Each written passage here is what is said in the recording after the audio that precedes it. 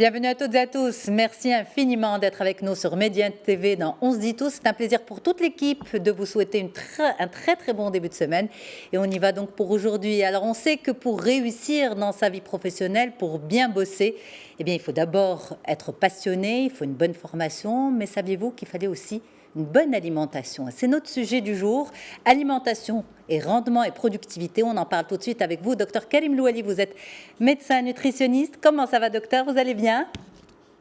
Ça va très bien, et vous? Un plaisir de vous avoir. Alors dites-nous, est-ce que l'alimentation joue un rôle aussi important dans le rendement et la productivité? Oui, effectivement, parce qu'il ne suffit pas d'être intelligent et d'avoir de bons diplômes, mais il suffit de bien utiliser un rendement professionnel. Une alimentation saine accroît la productivité au travail. L'OMS parle d'un chiffre de 20% plus, parce que sauter son petit déjeuner, prendre une tasse de café sur le pouce et prendre une confiserie au travail ne permet pas d'avoir le carburant nécessaire pour mieux utiliser ses neurones. Alors, ce qu'on peut savoir aujourd'hui, c'est que les connaissances des gens en termes de nutrition ont bien évolué, parce qu'aujourd'hui, avec Internet, on a un bagage nutritionnel, mais malheureusement, à côté, la santé du travailleur a reculé. Et ce n'est pas que l'affaire de la personne, de l'employé, c'est l'affaire aussi de l'employeur, parce qu'aujourd'hui, l'employeur a intérêt de soigner l'alimentation de ses employés et donc ça influence, ça impacte la productivité. Donc, moins de congés de maladie, plus de productivité, une immunité qui est meilleure permettent à cet employeur d'être mieux au travail, plus épanoui et heureux. Alors, on va essayer de prendre les différentes cas de figure, les personnes qui rentrent manger à la maison, les personnes qui emmènent avec eux leur snack quand elles font journée continue, ceux qui ont la cantine aussi.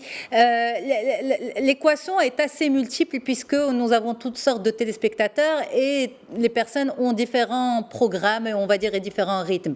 Mais dans l'absolu, on se réveille tous chez soi et on commence par un petit déjeuner. Est-ce que c'est toujours d'actualité, docteur Karim Louali? Est-ce que c'est toujours important? Pourquoi? Parce qu'on voit aussi cette mode de plus en plus du jeûne intermittent. Et donc, ça veut dire quoi? Ça veut dire on skip le petit déjeuner, on saute le petit déjeuner. Donc, est-ce que le petit déjeuner est toujours aussi important, docteur? Oui, il est important. Que ce soit pour les gens qui ont un travail physique que les gens qui ont un travail intellectuel. Parce qu'aujourd'hui, les options nourrissantes, c'est-à-dire les glucides, les protéines qu'on trouve dans le riz, les pâtes complètes, les légumineuses, la pomme de terre, en fait, ces sucres lents, c'est ce qui garantisse l'équilibre de la balance énergétique. Et donc, l'organisme va transformer lentement pour avoir d'énergie optimale. Ça se libère progressivement. C'est ainsi que les travailleurs sont en forme, en plus d'énergie, sont moins fatigués, surtout les coups de pompe de 11 heures du matin. Bien entendu, quand on fait un régime intermittent, c'est une autre paire de manches. C'est le corps qui est préparé à ce jeûne intermittent, c'est le premier repas qui est un repas complet. C'est-à-dire dans le jeûne intermittent, on aura 2 déjeuners, on n'aura pas un petit déjeuner. C'est-à-dire je ne vais pas faire un jeûne intermittent et je saute mon petit déjeuner pour me retrouver avec du snacking, avec du fast-food, avec du dépannage à midi. C'est-à-dire les règles sont les mêmes pour tout le monde. Qu'on soit en jeûne intermittent ou qu'on prenne notre petit déjeuner, il faut respecter les règles d'hygiène alimentaire, c'est-à-dire avoir des bonnes protéines, avoir des sucres lents dans ses repas. Ok. Alors, le petit déjeuner idéal, celui qui permet d'arriver, on va dire, en forme au boulot, de se donner au maximum, ça serait lequel, docteur? C'est très simple. C'est sucre lent, et j'insiste, parce que le but, c'est que ça se libère doucement. Donc, soit des flocons d'avoine, soit du pain complet, ou quelque chose pareil, du riz, on peut faire même comme les Asiatiques, moi, ça ne me dérange pas. Donc, sucre lent, protéines, construction musculaire, c'est bien pour le cerveau, donc ça peut être du fromage blanc, ça peut être un produit laitier, un yaourt blanc, ça peut être un œuf poché, et fruits. Donc, pour avoir le plein d'antioxydants, de kiwi, une pomme, une poire, ce que je veux, c'est les fruits de saison aujourd'hui. Je vais prendre 200 mg de melon, de pastèque. C'est très, très important parce que la vigilance et la créativité au travail, elle dépend des aliments que je suis en train de manger. Donc, plus plus je mange des antioxydants, plus je prends des vitamines, plus j'ai des sucres lents, et ben, plus je vais être vigilant, plus je vais être créatif, et puis plus je vais être heureux, et plus je suis heureux, plus je gère mon stress au niveau du travail, et j'évite le burn-out. Est-ce que l'alimentation peut prévenir le burn-out ou bien en réalité les choses sont complètement différentes et ce n'est que du marketing de dire que l'alimentation peut aider à la santé mentale? Alors, il faut savoir, ce qui se passe aujourd'hui au niveau du travail, c'est la technique café et sucre. C'est-à-dire, je vais sauter mon petit déjeuner, je vais sentir un coup de pompe, je vais prendre du café. Oui, le café, c'est sain, mais attention à ne pas dépasser 3-4 tasses par jour, parce qu'après, on a cet effet négatif qui nous rend moins productifs. Et ensuite, c'est le sucre, c'est du snacking. Je vais me débrouiller, je vais prendre une viennoiserie, un biscuit, une barre chocolatée. Et ce qui n'est pas bien, c'est ça, c'est que le sucre fait augmenter mon taux de sucre dans le sang, fait augmenter mon taux de dopamine, il me rend heureux pendant un certain moment, mais il a un effet addictif. Et donc, le problème qu'il pose ce sucre, c'est qu'il va empêcher les cellules nerveuses de communiquer correctement entre elles. Et ça peut me donner d'abord des problèmes, des difficultés pour lutter contre, pour prendre plutôt les instructions. Ça va me donner des problèmes à gérer mes émotions. Et puis, ce qu'il ne faut pas oublier, c'est que cette nourriture qui n'est pas riche en micronutriments va épuiser mon pouvoir antioxydant. Nous savons très très bien que le stress, il est d'abord positif. Ensuite, on a de la résistance nerveuse. Et puis, après, on a la sécrétion de la cortico-surrénale qui va sécréter de la cortisone. Et c'est ce qui prépare, c'est ce qui nous donne tous les symptômes parasympathiques, le nœud dans la gorge, difficultés respiratoires, etc. Et quand mon système est épuisé, c'est le burn-out. Et donc, une alimentation riche en micronutriments, bien entendu, donne à mon corps plus de capacité de lutter contre le stress. Bien entendu, si j'ai les bons aliments, je gère mieux mes émotions, donc je gère mieux mon stress, et donc j'éloigne cette échéance-là. Bien entendu, si j'ai les bons sucres lents, je suis plus réactif, moins irrité, moins fatigué. C'est ce qui me permet aussi de gérer le burn-out. Alors, est-ce qu'il y a une ordonnance alimentaire idéale du punch, de la bonne humeur et qui chasse le stress et le burn-out, docteur? Réellement? Réellement. Alors, ce qu'il faudrait réellement, c'est aussi simple que ça. C'est les bases de la nutrition qui sont très simples. Je vais commencer déjà par respecter son horloge biologique. C'est-à-dire, au moment du déjeuner, je dois montrer au corps que j'ai respecté son horloge biologique. D'ailleurs, l'horloge biologique est un prix Nobel de médecine. Comment ça? Au moment où je dois manger, je dois manger. Même si je n'ai pas prévu ça. Je dois juste me contenter d'un bol de salade bien riche avec des protéines dedans pour montrer au corps que je lui ai donné ça. C'est-à-dire les gens qui ont l'horaire continu et qui n'ont pas le temps, ils peuvent juste se faire livrer une salade, emmener avec eux une salade à la maison, le temps de rentrer à la maison pour avoir le repas. Mais il faut respecter l'horloge biologique. Dans une salade, on peut avoir un repas qui est complet. On peut avoir comme base des sucres lents, des pâtes, du riz, des choses comme ça. On peut avoir des légumes, tout ce qu'il faut, des légumes grillés, on peut avoir crudités, comme on peut avoir des protéines, du thon à l'eau, du poulet, tout ça, des crevettes, tout ça, c'est des choses qu'on peut manger froid, du fromage blanc. Et puis emmener sa sauce à part pour que ça soit frais au moment où je vais la servir. Donc, respecter son horloge biologique, faire le plein d'antioxydants, prévoir des collations saines, c'est-à-dire au lieu de se jeter sur un café sucré, sur un snacking, sur de la viennoiserie, prévoir des snackings sains, notamment des oléagineux, des noix, des amandes, des noix de cajou, des choses comme ça, prévoir des collations saines. Et donc, voilà, c'est une alimentation saine qui est riche en micronutriments qu'on ne trouve que dans les fruits, dans les légumes, qui permet d'avoir un bon pouvoir antioxydant et qui permet, entre autres, de lutter contre le stress et la dépression. Je pensais aussi au chocolat, en fait, à travers ma question, docteur Karim Louali. Le malheur qui se pose avec le chocolat, c'est que, au-delà des choses, c'est-à-dire qu'on ne va jamais trouver sur le paquet comme premier ingrédient, c'est le chocolat. On va trouver 70% de cacao, mais derrière, ce n'est pas toute la tablette qui a 70% de cacao. À côté, il y a du sucre, il y a des additifs, il y a des colorants. Et ce qui fait peur, c'est ça. C'est aujourd'hui l'ennemi au travail, c'est quoi? C'est le sucre et le sel, et puis les produits trop gras, c'est le snacking. De la viennoiserie, des choses qui sont pré-transformées, hein, c'est le gras trans, c'est la graisse transformée. Donc, et c'est ça qui fait peur. Aujourd'hui, on peut garder une douceur sucrée quand on a envie, mais après un repas sain. C'est-à-dire, je vais prendre mon repas, je vais déjeuner en fonction des cas. Ceux qui ont l'horaire discontinu, oui, ils ont le temps de rentrer chez eux et d'avoir un bon repas sain. Ceux qui ont l'horaire continu, ils peuvent opter, soit ils ont quelque chose à côté, ils peuvent prendre une grillade, des légumes à côté, ou ils vont ramener avec eux une lunchbox, et c'est l'idéal, ça coûte moins cher et ça permet de manger sainement.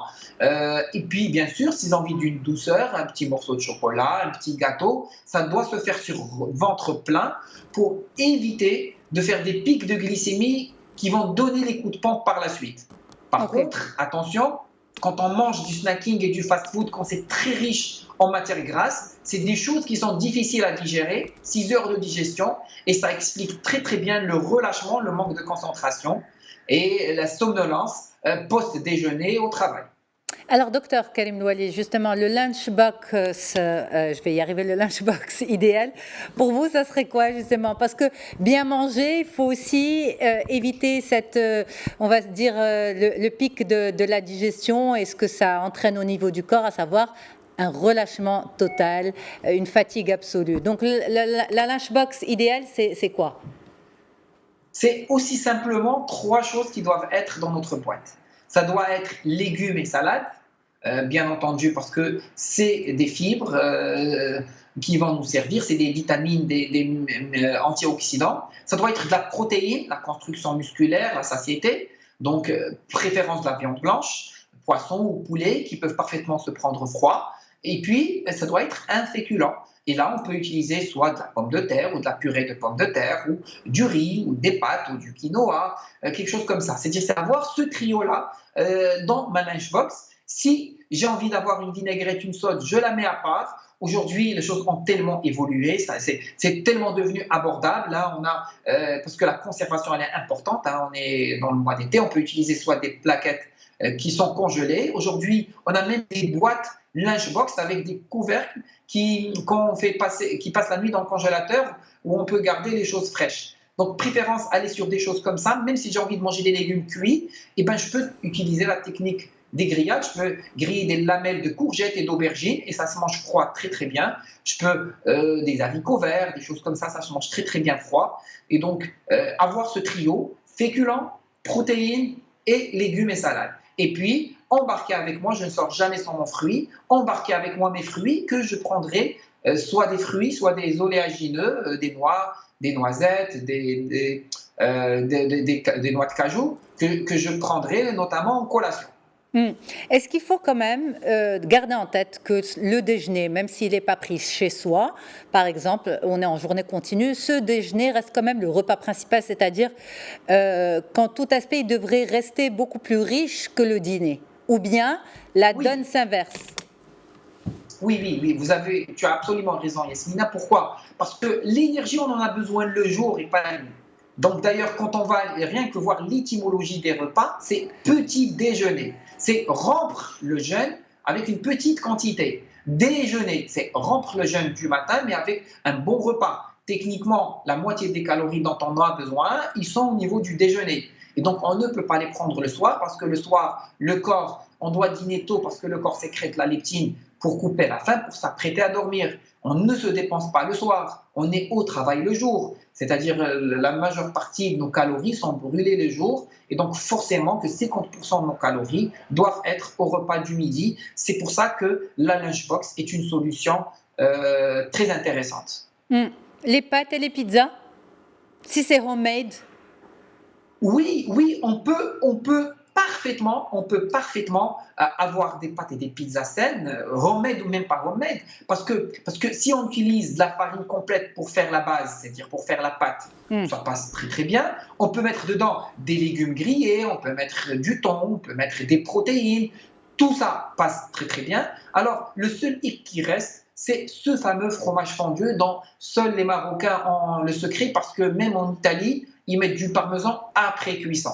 Parce que les choses qui sont cuites à haute température, qui changent de couleur, on dénature l'aliment, c'est cancérigène et on perd toutes les valeurs nutritionnelles. C'est-à-dire l'astuce, c'est emmener avec lui sa pizza faite maison et emmener du parmesan à part et le saupoudrer au moment où j'ai envie de la manger. Ok, même chose pour les pâtes. Sinon, le soir, donc rentrer à la maison, parce que en fait tout s'enchaîne, hein, parce que si c'est un dîner trop riche, le matin, le petit déjeuner ne pourra pas être pris parce que l'estomac est lourd et donc la productivité de la journée d'après est un petit peu perturbée. Donc le dîner idéal pour boucler la journée pro, on va dire. Effectivement, le dîner doit se faire tôt, doit se faire léger parce qu'il y a une différence dans le temps de digestion des aliments. Je prends juste l'exemple d'un œuf. Eh ben, si l'œuf est poché, je le digère en 2 heures, s'il est bouilli en 4 heures, et s'il est frit dans de l'huile ou du beurre, c'est 6 heures. Bien entendu, plus je dîne tard, plus j'aurai des fringales, plus je dîne copieux, plus ma digestion se fera mal, moins je vais bien dormir. Nous savons très bien qu'un sommeil avant minuit, qu'une nuit de sommeil complète est réparatrice pour le corps, parce que je répare les dégâts le soir, ça me permet de me réveiller en forme et d'avoir une meilleure productivité au niveau du travail. Donc, salade ou soupe, il faut bien des légumes, un peu de protéines blanches en réduisant les rations par rapport au midi, et puis un peu de féculents sont largement suffisantes. Aujourd'hui, on peut même faire ça dans un seul plat, hein. Tu peux utiliser du quinoa avec de la viande blanche et mettre des légumes râpés et mettre ça en galette et cuisiner ça au four. Ou je peux faire des wok qui restent vraiment équilibrés parce que je mets des légumes râpés, je mets de la protéine blanche, ça peut être des fruits de mer, du poisson, du poulet en fonction des envies, et je mets des légumes. Et puis au moment de servir, eh ben, je vais mettre un peu de riz et voilà, en un seul plat, j'ai les 3 ingrédients essentiels pour manger équilibré. Et peut-être pour finir, toutes ces personnes qui pensent qu'en sautant le dîner, c'est une bonne solution pour maîtriser son poids. Vous en pensez quoi, docteur ? Écoutez, si je prends plutôt une collation l'après-midi tardive, je peux parfaitement sauter mon dîner. Il y a pas Ça de veut dire quoi tardif? Mais par contre, je prends une collation vers 18h, Oui. À partir de 17h, 18h, je peux sauter mon dîner. C'est une collation saine, un produit laitier, un fruit, des sucres lents. Oui, je peux parfaitement ne pas dîner. Mais ce qu'il faudrait savoir, c'est que cette idée de sauter les repas est très mauvaise. C'est-à-dire que quand moi je stabilise le poids avec mes patients, je leur apprends toujours à équilibrer la journée le jour même. C'est-à-dire si j'ai un repas gala, je suis invité à un déjeuner d'affaires par exemple, mon dîner doit être léger, pas sauter, et vice-versa. Si je compte sortir dîner le soir en famille, entre amis, eh ben, je vais me contenter d'une bonne salade riche parce que je sais que le soir, je vais faire des excès, comme ça j'aurai équilibré ma balance énergétique de la journée. Alors, mais sauter les repas, qu'est-ce qui donne? En fait, sauter le repas, il faut savoir que je réduis le fait de brûler les calories. Parce que quand je mange, il y a ce qu'on appelle la thermogénèse de l'aliment. Mon tube digestif a besoin d'énergie parce qu'il fait un travail mécanique pour digérer. Et donc, quand je saute un repas, je réduis la dépense énergétique de 10 à 15%. Donc, l'alimentation, manger, me permet de brûler des calories. Bien sûr, ça doit être un repas équilibré. Et puis, ce qui est pire, c'est que quand je saute mon repas, mon corps s'adapte. Et comment il va s'adapter? Parce que je ne lui ai pas donné de carburant. Il devient économique. Il va baisser son métabolisme de base. Et au repas suivant, il va se venger. En fait, je ne vais pas profiter de ce que je mange, mais il va stocker une partie parce que j'ai l'habitude de sauter des repas. Et donc, il doit se préparer à la disette. Et donc, attention, sauter le repas fait baisser la consommation de calories et puis fait baisser le métabolisme et donc nous fait stocker plus au repas suivant. Par exemple, quand je saute mon petit déjeuner, au même déjeuner, eh ben, je vais stocker 20% de plus parce que j'ai sauté mon petit déjeuner et mon corps crée des réserves au cas où je sauterai encore un autre repas. Merci infiniment pour toutes ces explications, Dr Karim Louali. Merci beaucoup d'avoir répondu à ces questions. À très vite sur Médien TV pour un nouvel épisode. Quant à moi, je vous souhaite une très très bonne suite des programmes. À toutes et à tous et à très bientôt. Au revoir.